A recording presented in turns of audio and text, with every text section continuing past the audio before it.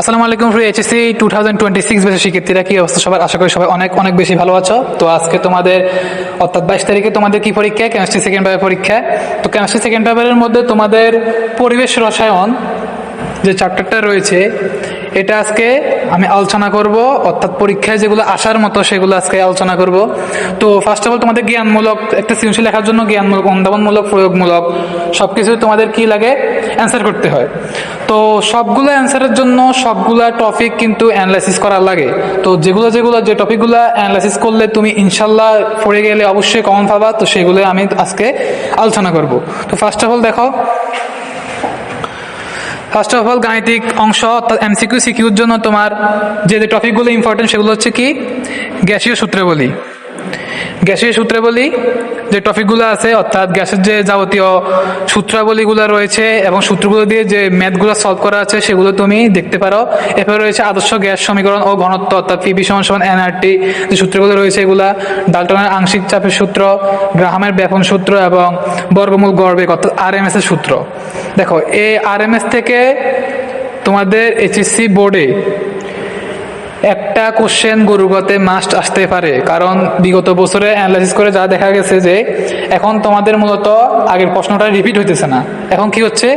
এখন হচ্ছে নতুন একটা শিক্ষা ব্যবস্থায়, শিক্ষা ব্যবস্থার মধ্যে পুরো বাংলাদেশ মিলে তোমাদের যে পরীক্ষাটা হইতেছে সেটা দেখতেছো আশা করি। তো বর্গমূলের এই যে বর্গমূল গড়বেগের যে ম্যাথগুলো রয়েছে সেগুলো তুমি দেখবা।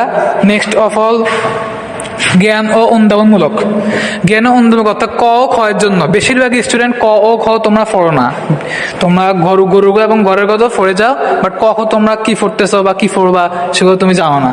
তো এই অধ্যায়ের জ্ঞান ও অনুধাবনমূলক প্রশ্নের জন্য তোমার অ্যাসিড বৃষ্টি ও ওজোন স্তর ক্ষয় এই টপিকগুলো দেখতে পারো। গ্রিন হাউস ইফেক্ট এখান থেকে ক্ষতে আসতে পারে। পানিতে দ্রবীভূত অক্সিজেন এটাও আসতে পারে। পিপিএম এর মধ্যে অনেকগুলো দেখবা তোমার বিওডি অ্যান্ড সিওডি এই মানগুলো নির্ণয় করতে বলে, অথবা এটাও বলে যে তোমার 1 ppm এর মান নির্ণয় করবা, 1 ppm সমান কত, তো এগুলো বলে তোমাকে। তো এগুলো তুমি ক্ষয়ের মধ্যে আসে, আর এগুলো ম্যাথ ক্যালকুলেশন। তো এগুলো যদি পারো তুমি অন্যান্য স্টুডেন্ট থেকে অবশ্যই আগাই যাবা। এরপরে কি রয়েছে? এরপরে রয়েছে আমাদের সৃজনশীল প্রশ্ন অর্থাৎ সিকিউ বোর্ড প্রশ্ন যেগুলো রয়েছে।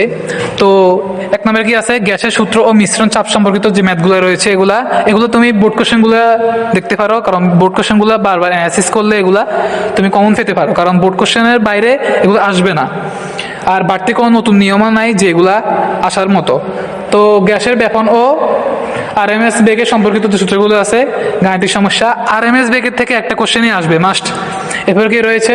অম্লীয় ও ক্ষারীয় দ্রবণের পিএইচ এবং KSP KIP, very very important. দেখো, কেএসপি এবং কেআইপি এর ম্যাথগুলা, কেএসপি অ্যান্ড কেআইপি, আয়নিক গুণফল, দ্রবদের গুণফল এগুলো আসবে। এবার কি রয়েছে? পরিবেশ দূষণ, জলজ বায়ু দূষণ, green house gas, BOD COD.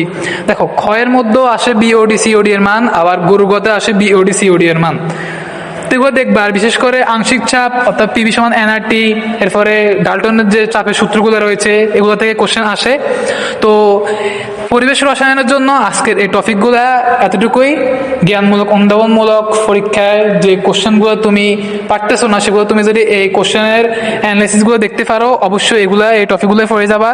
যদি এই টপিকের বাইরে আসে তাহলে মানে এই টপিকগুলো তুমি ইম্পর্টেন্ট, মানে 7 স্টার বলতে পারো। বাকি যেগুলো তো 4 বাই, ওগুলো তো 4 বাই, কিন্তু এই টপিকগুলো একটু ভালোভাবে দেখে যাবা।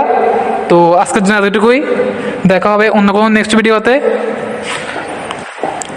ঠিক আছে? এ পর্যন্তই, আল্লাহ হাফেজ, আসসালামু আলাইকুম।